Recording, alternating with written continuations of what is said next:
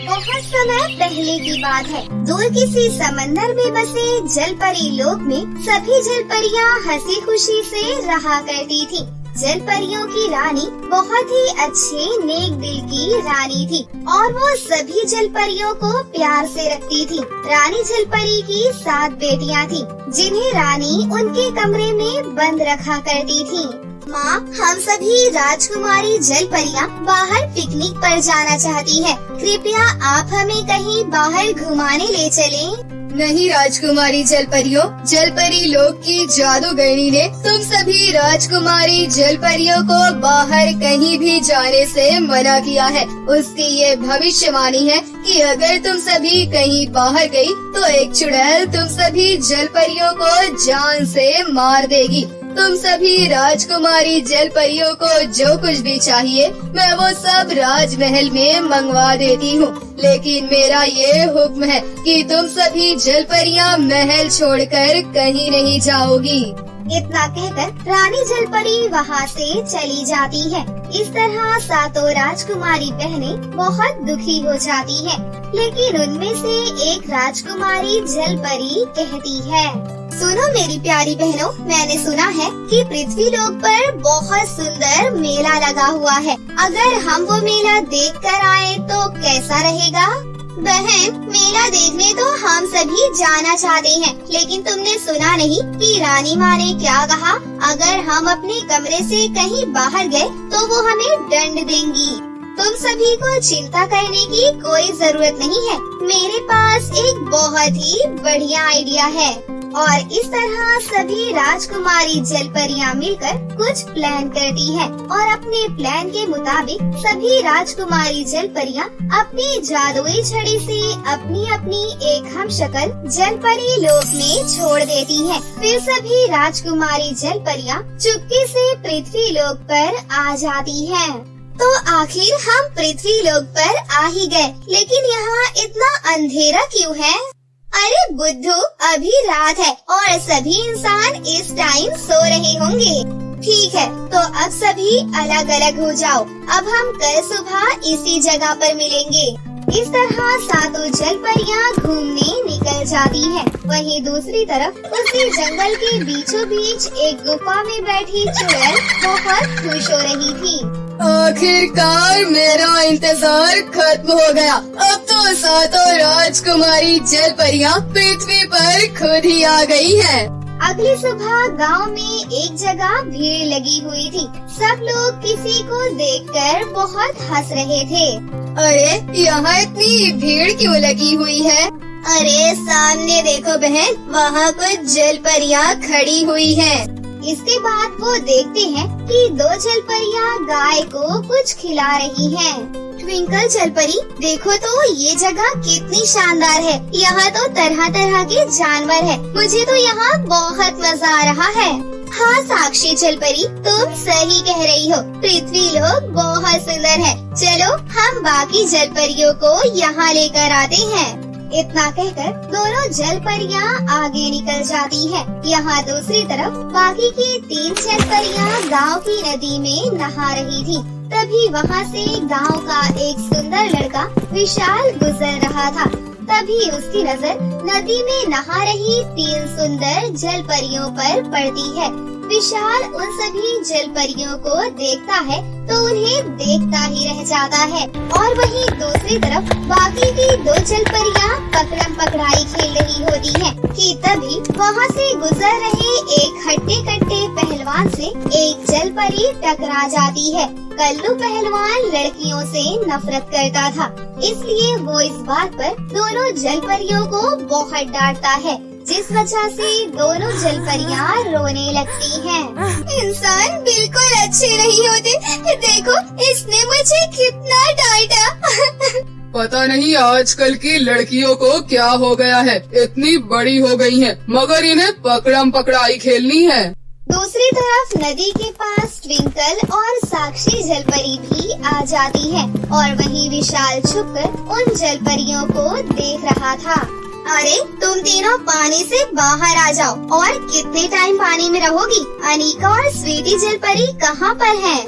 फिर सभी जलपरियां पानी से निकलकर अनीका और स्वीटी ढूंढने जाती है। थोड़ी देर बाद सभी जलपरियां इकट्ठा हो जाती हैं। तभी एक जलपरी स्वीटी के उदास चेहरे को देखकर कहती है, अरे स्वीटी, तुम ऐसे मुंह लटका कर क्यों खड़ी हो? हम सभी जलपरी लोग छोड़कर यहाँ मस्ती करने आए हैं, ना कि उदास होने। और फिर सभी जलपरियां स्वीटी को हंसाने के लिए जोर जोर से हंसने लगती हैं। और उसी जंगल के बीच में एक गुफा में बैठी चुड़ैल को उनकी आवाज सुनाई देती है। तो वो अपने जादुई शीशे पर थोड़ा पानी छिड़कती है तो वो देखती है कि जलपरियां तो पृथ्वी लोक पर आ चुकी हैं और बहुत मजे कर रही हैं। बस अब वो दिन दूर नहीं जब पूरे पृथ्वी लोक पर मेरा कब्जा होगा। मैं अब सातों राजकुमारी जलपरियों की बलि देकर दुनिया की सबसे ताकतवर चुड़ैल बन जाऊंगी।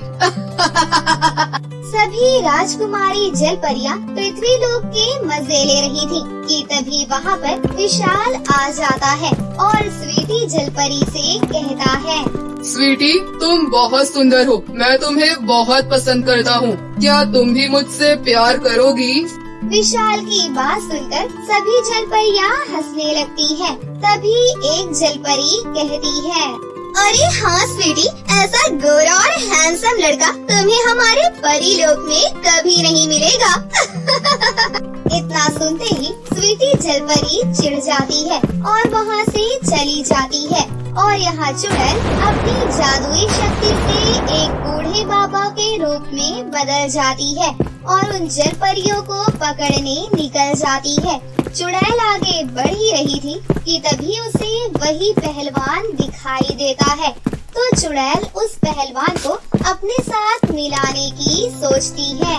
अरे बेटा, मैं उन 7 चुड़ैलों को ढूंढ रहा हूँ जो राजकुमारियों का भेष बनाकर जंगल में घूम रही हैं। अच्छा बाबा, तो वो सभी चुड़ैल हैं। मैंने उन्हें देखा है। वो सभी पीछे वाले जंगल में घूम रही हैं।